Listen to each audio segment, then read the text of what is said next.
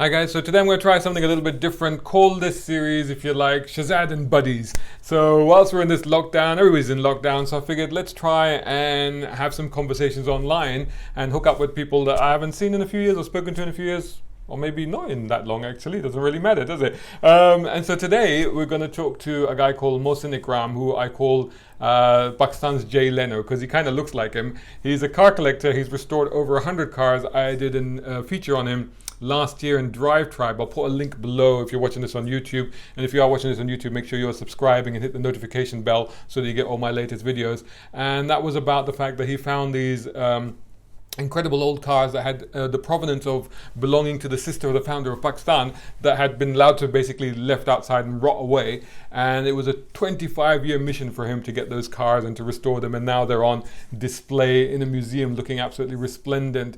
So that's just one of the many, many stories he's got to tell of his experience with the classic car scene and the classic car culture in Pakistan. So it'll be amazing to talk to him. So yeah, hope you enjoy this conversation. Hey Mohsin, how you doing? We finally tried to figure out the technology and we are at last face to face after a very, very long time. This COVID-19 is teaching us so much besides the virus itself, you know. Yeah, that's right, that's right. Have all the time. We're having to learn a lot of new skills, a lot of new things. To see you and to talk to you. Yeah, you too, mate. I wonder, I was trying to figure out like how, it must be, because it was Kuwait the last time that we actually met, wasn't it? So that must be, I don't know how many years ago that was. 7 years ago, yeah. That was, I think, 2012 or something, or 13 maybe? It could be. No, you might be right.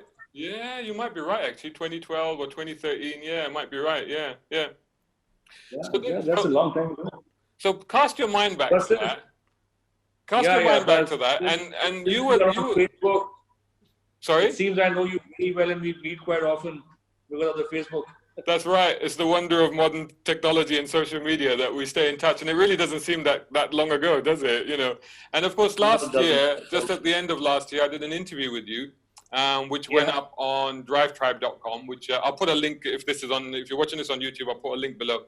And it was a fantastic article, an incredible story about... Thank you so much for that, actually. It was a wonderful article. Very well written. Well, it was an incredible story. You know, it was a story that was inspiring. And the fact that you were chasing these cars for a quarter of a century, and the cars with incredible provenance. They were, of course, Fatima Jinnah's cars. What was it? 1967 Mercedes and a 1955 Cadillac? Yeah, that was a very boring 1966 Mercedes 200. Yeah. I didn't enjoy working on that at all. The other one was the 1955 Cadillac Series 62 convertible. That was a beauty. She had two 1955 Cadillacs. One was this one, the one I restored. And there was another one which somehow got into private hands many, many, many years ago. I don't know how. Right. And that was a 1955, like this one. But it was a Biarritz convertible. That was like a souped-up twin car. Right, yeah. Yes, wow. The body was a little different, bigger wings. Yeah. And beautiful car. But that's now... in private hands, and hopefully, let's see. So one question about that is how comes they had these American cars then from the 50s? Because, you know, if you think about the fact that there was so much British influence in the Indian subcontinent, formerly India and Pakistan, how did they end up with these American cars? Because I mean, Jinnah was very British centric, wasn't he? Yeah, but I think since Jinnah also had American cars, his personal cars were Packard, and I hear a Graham Page. Then the car he got from the government of Pakistan on his desire was a Cadillac. So I maybe just to show that he was different, he didn't want to buy British cars or show any influence that he had from the British. Right. And that could have carried on to Fatima Jinnah maybe because. Yeah. But I think it was a trend in Pakistan, especially in the 1950s. People were buying out American cars. If I'm not wrong, I think the Chevrolet had put up their assembly plant here. So some of the Bellairs were produced in Pakistan, And when was that? Do you remember when was that they actually had a factory in Pakistan? I saw this ad, an old ad showing a Karachi address saying Pakistani assembled Chevrolet Bel Air in 1957. Wow. So I assume it was like 56, 57. But I'm not entirely sure of this. I need to dig deeper. But generally, people with money, the industrialists and all that, they were into American cars. There were a lot of Buicks and Cadillacs and Chevrolets in Pakistan at that time. Like my Nana had a Chevrolet, my Dada had a Chevrolet, my two uncles had Chevrolets. So somehow that was the fad at that time to buy. Like if you wanted to make a statement, you came in an American car. So what happened to these American cars? I mean, if they were actually made there, then one would assume there were quite a few Chevrolets and all these other cars that you mentioned, the Buicks and the Cadillacs. So what happened to them? Where are they? I just said my information only is limited to that one particular ad and a few conversations I had with people. I need to find out more on this. Either they were being assembled or maybe they were just being imported by that particular agent. Right. I'm not too sure about that. But there are still quite a few American cars. I mean, if one looks around, you find more American cars dumped here and there than British cars. Right. Interesting. British cars were mostly the small British cars. Among the middle class, I would say British cars were more popular. The Morris Minors, and before that, the Morris 10, Morris 12, the Austins, the Woodleys, the Rileys. They were much cheaper than the Chevrolets or other cars. But some people with style and class would go for a Bentley or a Jaguar. And I have found all these cars during my discovery drive. You've restored like 100 cars, haven't you, over the years? Yeah, but I'll tell you something. The most interesting aspect of my hobby is discovering cars. Like you find out about the car, you go, you spend hours, days looking for that particular car. Like if you have time, I'll just tell you a little, very interesting story. Go for it. This friend of mine, I'm talking about 30, 35 years ago. I was very young. I was a teenager, and my guru, Hazeb Karamat, he had a few drinks, and he was in a really good mood, and he was like recalling a lot of stuff. And he told me, Mohsin, there was this guy who lost his Rolls Royce, and he was gambling, and he lost his Rolls Royce, and these guys said, okay, we'll come and take it in the morning. So during the night, he had the mazzoos over, and he got 4 walls built around the car, and he just closed the car. They came, he said, sorry, I don't have the car. Oh my goodness. So that car must be in that area, somewhere in the garden area, near the zoo somewhere. So I actually went looking for that car, and even Jahazev didn't know the owner's name or any other reference. So I just went close to the zoo and asking around the shops and the workshops and stuff, small shops, is there any old car lying around here, any old car? And finally, after 3-4 hours, I was on foot with my friend Jimaga, late Jimaga. We came across this workshop, and this guy was not interested. He was working on some old car. And he says, well, I am working on this old car. Maybe this is what you're looking for. It was a Morris Minor. I said, no. I'm not looking for this one. It's a bit bigger. Something a bit more special, Yeah, he said, no, nothing of that sort. And then I saw this, a pile of heap, and garbage, basically, old tires, old seats. And I saw maybe a square inch piece where it was shining. And somehow it struck to me, this looks like a Rolls Royce grill. My goodness. But while I was walking to that heap, I was telling myself, no, it can't be. Not possible. Not under this heap. And I moved the stuff. It was the first thing I saw was a red RR. Right. A vintage Rolls Royce from the 20s, 30s, early 30s. So I asked permission and I removed all the stuff myself. And holy man, it was a 1920s, 20 horsepower Rolls Royce. Was it intact? Was it intact? Intact. All right. Intact. Wow. The doors were missing, but the doors were very, very small. And he said, yeah, these got stolen. Somebody took them away. What can I do? I can't look after the car. The owners came once. They wanted to restore the car and they just left it here. Never came back. And then I got the owner's name and blah, blah, blah, and got in touch with the owner, not myself, actually. I was not interested to buy that car.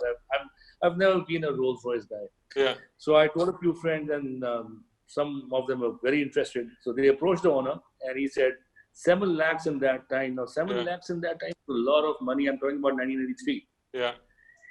So 7 lakhs would have bought them 20, 30 MGA Roadsters, and Austin Healers. Yeah, but I always find, especially something like you, I used to go car hunting in the Middle East, in Dubai, in the UAE, and I would often find like old muscle cars and classic cars and stuff like that with dealers, and I'd always find the same thing, is like the cars were worthless. They would be sitting out there for years, just rotting away in the sun. And the moment you asked about it, suddenly it was the most valuable car on the planet. Do you know what I mean? It's like, all of a sudden it's like, oh, it's worth this much. I'm like, no, dude, it's just sitting out there. Look, wouldn't you rather just sell it? But yeah, I know what you mean. But carry on. Yeah. So anyway, we found the car. The car is still unrestored. It's with the owners. They're not selling it. But at least the car is out of that heap and it's like in their home in Karachi. Like another car, there was this Jaguar Mark V, a 1949 Jaguar Mark V. I discovered it when I was 17, 18 maybe. Wow. And the owner, when the owner saw me... And that was just a few years ago, right? When you were 17, 18. That was just like a few years ago. Thank you so much. Yeah, about 3 years ago. I'm 20 now. Exactly.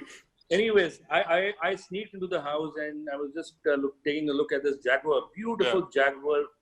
With dust and, fallen leaves on the car. It was rusting badly, but it looks so beautiful. I mean, I think it's one of the prettiest cars I'd ever come across in my car hunts. The owner came out and he said, "What are you doing in my house?" I said, "I'm so sorry. There was nobody here." I knocked, I rang the bell. The bell is probably not working. He was an old man, a barrister. So how many times have you been chased out of properties and stuff like that when you've been out car hunting? Not many times, actually. People not many times. But this guy was, that's why I'm telling you this story, because this guy was different. He got angry. He said, "No, you can't come into my house." I said, "Go away. I'm not selling this car." Oh my God. I said, "But you can't let the car rot like this because your house is very close to the sea, salted share, it'll disappear." Yeah. He said, "No, I'm not selling the car." Anyways, I said, "Okay, can I come back again with a camera?" And he said, "No way. Don't ever come back." I said, "Okay." He was a grouchy old man. My goodness. So the next time I went again, I had to go again because I just fell in love with that. So I went again, I sneaked in and saw the car, took some pictures this time, interior, outside and all that. This time the driver came out and even an older man, in his 70s. And he says, "Saab will never sell this car." I used to, he bought it brand new. I was with him since. I've been with him since, and we used to drive it very often. So which Jaguar was it again? It's a 1949 Mark V I'm talking about. Wow. So, anyways, the third time around again, I sneaked in. I would do it very frequently, actually. Every 4 or 5 days, I had to go and take a look at the car. So then I got caught again, and he got very angry with me. Then one day I went. I said, "Okay, let me take his permission first." Yeah. What the heck, the bell was not working. So I went inside, I knocked on the door. Yeah. And he opened the door after a while and he saw me and he said, "How many times do I have to tell you I'm not selling this car?" The door was closed. Oh my God. I didn't know what to do. Next time around, maybe after 2 months or 3 months, I gathered courage, went back again. I said, "To heck with him, But this time I saw the gate was locked. It had a lock from inside. Oh my goodness. So I could not go in unless I climbed the wall and jumped in. And that wasn't very nice. That's definitely breaking and entering, yeah. Yeah. So I was looking at the car from outside only, and this old gentleman, Mr. Fazlur Rahman Saab, barrister, is a fantastic human being. Later I found out. So he saw me, he drove in and with his driver, and he got off the car. Again? Yeah, what are you doing? I said, "I can't help it. I love your car so much and I can't see this car rot like this. You have to either restore it for yourself or you let me have it. I'm a student, but I can give you a decent offer." And he said, "What kind of offer? Come in." So I went in with him. Yeah. And we stood next to the car. Then he told me the story, how he bought the car and all that. And then he said, "Okay, what kind of offer or money do you have in mind for this car?" I said, 15,000 rupees. Mm-hmm. Now, just to give you an idea, I was getting a MGA Roadster for 5,000 rupees. Wow. I was getting a Spitfire for 1,500 rupees. For 1,500 rupees. Oh my God. Yeah. So just for our international viewers, just put that into dollars, what that would be, 1,500 rupees for a Spitfire. That's $100. My goodness, that is crazy. No, not even $100. $10. Yeah. Oh my God. $10. Yeah, $10. That is bonkers. $100 was what I was offering for this Jaguar Mark V. Oh my God. I'll tell you what, if, So if there wasn't a lockdown right now, anybody watching this YouTube would be trying to book tickets to Pakistan because they think they can buy Spitfires for $10. But that's not the case. Well, I'll let you carry on. Okay. So anyway, this guy said, no. My son is studying in UK and he brought his friend over once, a British guy, and he was into cars and he offered me £40,000. Wow. And I said, look, now these are non-internet days. Yeah. So I was carrying a magazine with me. So I just pulled it out of my car and I said, look, here's one for sale for £500. Yeah. In bad condition, but better condition than your car. Yeah. So these are the values. Why would that British be such a fool to leave this £500 car and come to Pakistan and pick it up? So he got very upset. Yeah. You think I'm lying? I said, no, I'm not saying that you're lying. I don't know. Yeah. But the car is not worth £40,000. Okay, then you come back when you think it's worth £40,000. So he showed me the door again. Oh my goodness. Anyways, to cut a long story short, one day I was just going in my normal car, which was my daily driver, a 1952 Citroen Avant. My goodness. And that's your daily driver. That's a great classic in itself. That's a classic in itself. That is an awesome machine. Yeah. That was my daily driver. And he passed me by in his, he was into cars, I think so. When he was a young man, he liked cars. He must have been, Yeah, his daily driver was a Peugeot 404, I think, Right, 404. And he was passing me by, his driver was driving, and I saw him looking at my car. He hadn't seen me. Yeah. Then he looked up at me and his eyes got wide open. He waved at me to stop the car. Yeah. And then he got off the car. Oh my God, you have the Citroen. I said, yeah. And whose car was this? I said, well, originally it was Adilji Dinshaw's car. He said, Adilji was a friend of mine and he used to come to my house in this car. I go, well, this is the only Citroen like this in Pakistan, in Karachi at least. And he goes, well, it seems you're very fond of old cars. I said, of course I am. That's why I keep coming to your house. Yeah, exactly. He said, okay. Certainly persistent. Come over tomorrow sometime in the evening. We'll have a cup of tea. Anyways, so I went and he said, okay, Mohsin, £40,000 was what I was asking. Try and come close to that. I want to give £40,000. Oh my God! Yeah, back then. I mean, this is, and when we're talking, this is what what year was this? 1986. 1986. So £40,000, 1986 is a lot of money. That's a lot of money. You know, even in the UK, you could buy half a house for that. You know, you can't even buy a room now for that much. But at that time, you could. That, you know, when, like you said, when you approached them, the car which was rotting away, which had rotten totally, and suddenly they would think they are sitting on a gold mine. Yeah. They would ask prices which were like absolutely crazy. Yeah. So, anyways, just to finish the story, after 2 years or so, we were not in touch, and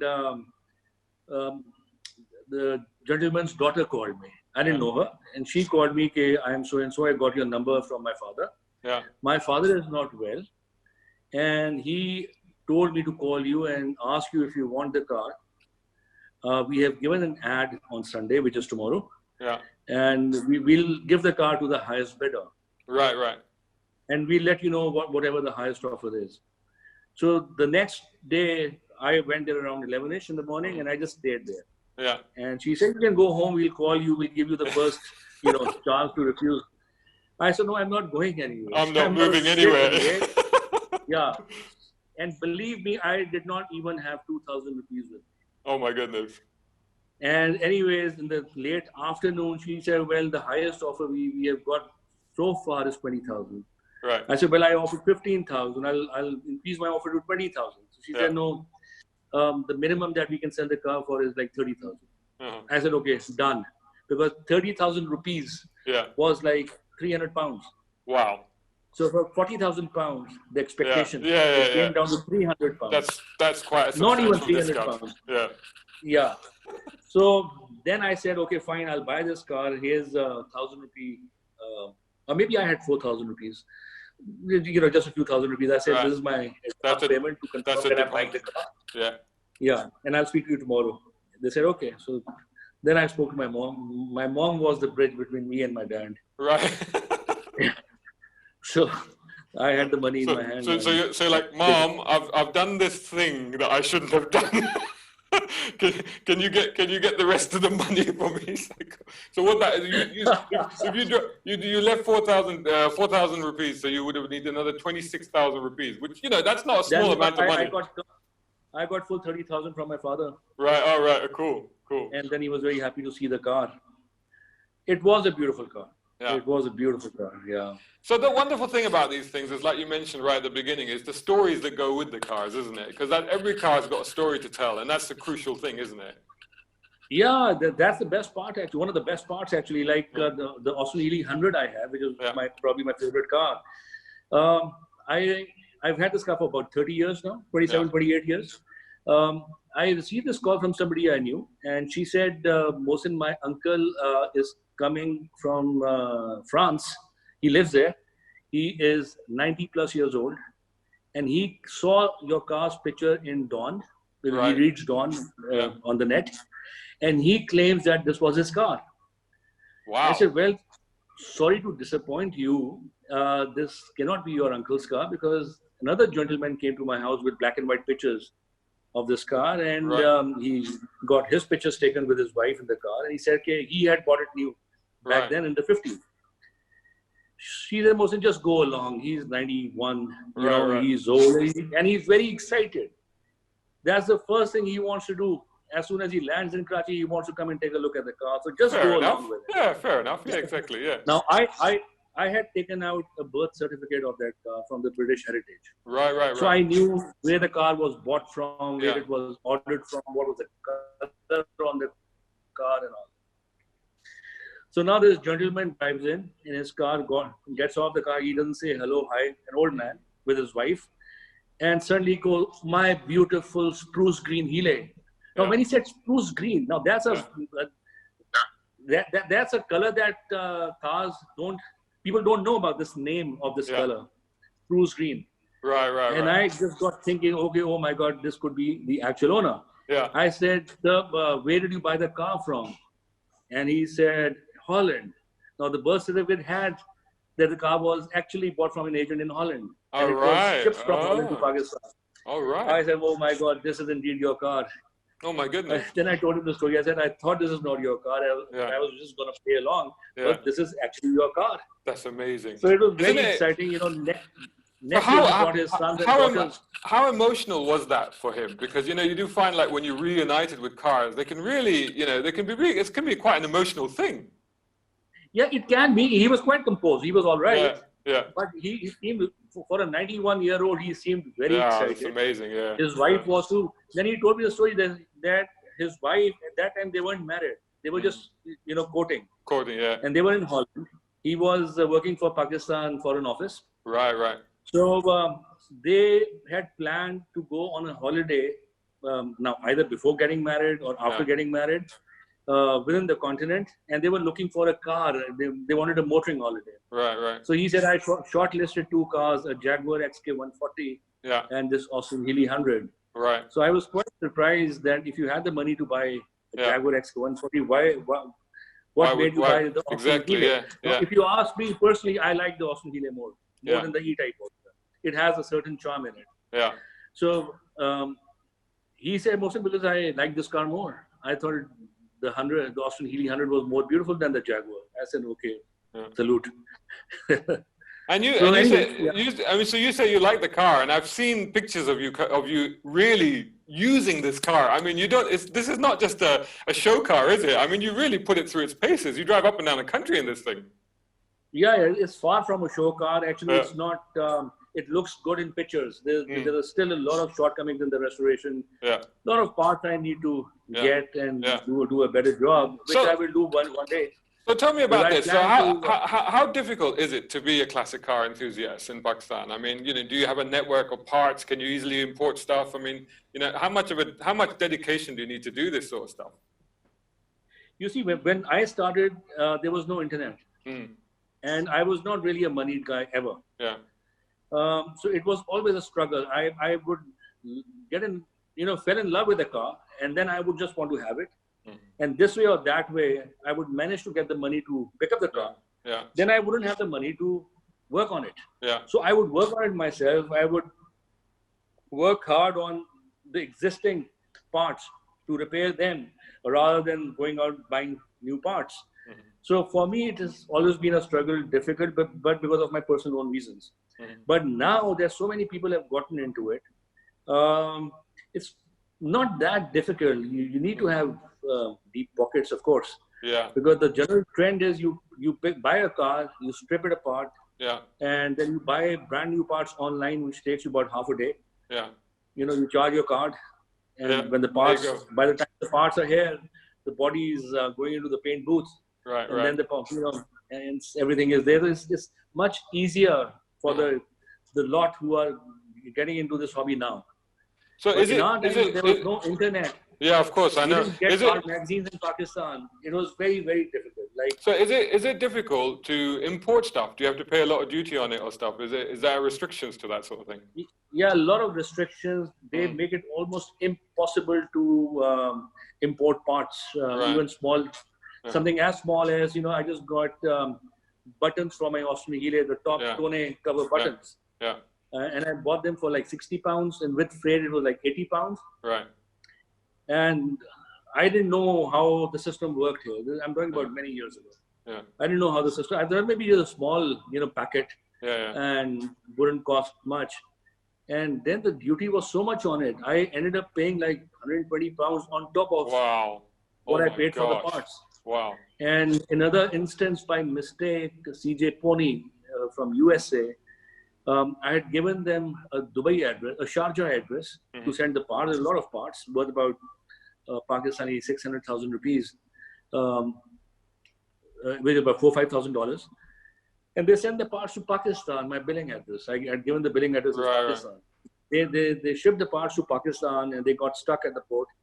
And I had to pay the same amount what I paid for the parts in duties. Oh my God. So that really hurt. That really hurt. So now what people do is they send the parts to Dubai, Sharjah, if they have a contact there. And then they use these, we call them KPRs. Now KPRs are people who, they're like couriers, private couriers. So they're coming back and forth. So they just bring it. So they just bring in the hand luggage and stuff like that. But what about by kilos? So what about actual cars though? Is it easy to import or export cars, or you can't? Once you've got the cars there, that's all you've got, or can you still buy classic cars and bring them into the country? No, we are stuck with the cars that we have in Pakistan. Oh, really? You can't import a car which is more than 3 years old, which is very unfortunate. And some years ago, there was some amnesty scheme where the government said, okay, if you guys are hiding any cars which are non-duty paid, which were smuggled and blah, blah, blah, you have 1 month to declare them, pay a certain penalty, pay this much duty, and you can get the car registered. So people found a loophole, and they imported cars like 70, 80, 90 cars maybe in that limited time. And they got the cars registered. But otherwise, it's a total block. We have tried our best. Personally, I've met 2 prime ministers and 1 president of Pakistan, trying to convince them to, these cars don't hurt. The more the merrier. No, because, and also because you're doing, you do events there, you do drives, so you're creating quite a car scene, a car culture, and when you start these things, then obviously people want to have classic cars and they want to have unique metal. And if you're restricted by what you've got in the country, then that really limits what your options are, doesn't it? It does. And the second thing is, which kind of includes myself also to an extent, that the rich boys, they start collecting, and I don't want to use the word hoarding, because we are all friends. But there are fewer people with a lot of cars, like on an average 7, 8, 9, 10 cars per guy. So that doesn't leave many cars for those who are looking for cars, who want to buy cars. And sometimes I tell my friends, please sell this particular car. You have not used it in 30 years or 20 years. You're not doing anything to it. I don't see you doing anything to it. So let it go. And sometimes they agree, sometimes they don't. Yeah. So there's still a lot of cars which so are it must be a big wrench. So for example, I read a few years ago about a Ferrari 250 that was there, and that actually left the country. That must be a real wrench to see something like that leaving the country. You know, especially to have it there and then to see it, because it can't come back, can it? It can never come back, no. And I'll try and be very brief on this Ferrari. I found out about, somebody said there's this house on Share Faisal, and they have a Ferrari. So I went in my Citroen, I tried to look at the car, they wouldn't allow me in. The main guy was there, Anwar Zahri. Anyways, I got to see the car. And the guy said, I'm selling it. And I said, how much? How much? I said, tell me. He said, 100,000 rupees. Yeah. This is oh my God. 1984. That's a bargain. 1984. 100,000 rupees in today's money is what, $7,000? Oh my God! And no. this is $700, $800. And this is a Ferrari 250. What was it? 250? Was it Lusso? Lusso. It was wow. a 250 GT Lusso. Oh my God! One just got sold for $3 million. Oh my God! So I went back running to my dad. So, Dad, I want this car. $100,000. Loan me this money. Yeah. I was booked to go to States for studies. So he said, no, you are going anyways. You won't be here for 5-6 years. Oh my God. So the car will rot away. I said, it will not rot away. I'll put grease on the car and blah, blah. He said, no, I don't have money. I said, I know you have money. I know you have saved money for me also. He said, no. I said, I can delay my going to US, whatever you have to pay as my tuition fee for the first year. Let me buy this car, please. And oh my God. So I went back to the car owner. I said, you see, I have this Citroen, I have this Sprite, I've got an MG2D in pieces. And I can gather about $40,000-$45,000 if I sell all these. Please let me have the car for $45,000. And obviously the guy said, this is about $300. So the deal didn't go through. But now somebody from the family, their accountant actually got in touch with me and said, okay, the madam who owns the car is not well. She's in US and she wants to sell the car. Right. How much do you think we can get for this car? Yeah. I said, I'll be very honest. What I'm going to offer you is what I can offer you. Yeah. But the car is worth more. But try and get this car for me. Yeah. And he said, how much? I said, 35 lakhs. Yeah. How much is that in dollars? I don't know. That's about $30,000 approximately. Right. $25,000-$30,000. He said, no, that's too less. The car is worth a lot more. You must give me an offer of maybe 10 million rupees. Wow. That's about $60,000, I think. Yeah. Right. About $60,000. I said, okay, you have an offer of $60,000, 10 million rupees. He said, okay, I'll get back next day. Next day he called me. He said, okay, you have to give me 10 million for the car and 1 million for me as my take. Oh my goodness. Okay. So it's 11 million. Yeah. I said, done. Now, I didn't have the money. Yeah. I could have raised actually, but I thought of some friends I knew that if I tell them, they would just pick it up. Yeah. So I said, okay, 11 million done. So he said, okay, I've told the madam, let's wait 2 days, 3 days. I said, okay. Then he got back and said, you have to increase the offer to 15 million. Oh my goodness. Okay. I said, okay, done. To cut it short, I went up to 25 million. Wow. There was this doctor from Lahore living in US, California. Yeah. He said, I'll pay 25 million for the car. Yeah.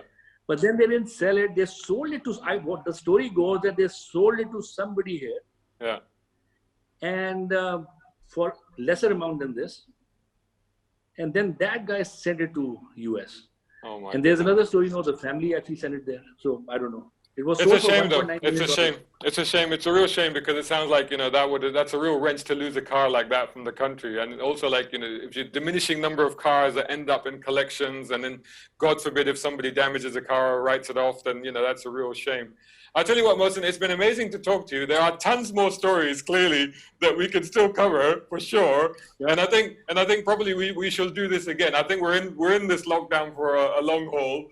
But I think we'll pick up some more stories later on because these stories have been absolutely amazing and it's been absolutely wonderful to talk to you today. It's been my pleasure entirely. I love talking to you and talking about cars is something I love. So whenever, I look forward to absolutely. That's it. Because if we let this go, it could go on for hours. I know that. So I know. I just started actually. Oh my God. Well, awesome. Thanks so much for doing this, Mohsen. Look after yourself. Take care. Keep safe in this lockdown. And hope to speak to you again really, really soon. Take care, buddy. And hi to everybody in Pakistan. All right. Take care, mate. Thank you. Thank you. Take care. Bye-bye. Bye-bye. Oh, that was great, wasn't it? I mean, that was such a fantastic conversation to have with an absolute legend of the classic car scene and classic car culture in Pakistan. If you happen to be out there, make sure you look him up. But also you can find him online, just search for him. And I think there's some links. I'll put some links to sort of the classic car sites and stuff like that. I think there's a Facebook page and stuff like that. I'll put it in the links below. Make sure you are subscribing to this channel. Hit the notification button as well. And share it around. Tell other people to come and join as well, and make sure that they share. Also, if I can point my finger correctly, my hashtag Brown Car Guy. Make sure you follow me on all of the social media channels. It's Instagram, Twitter, Facebook. Search for Brown Car Guy, and of course also on browncarguy.com. So we'll try and do a few more of these over the next few weeks. Stay tuned. Let me know what you think of them. Let me know if there are particularly people that you think I should talk to, and we'll see what we can do. Thanks so much for watching, and we'll see you again soon.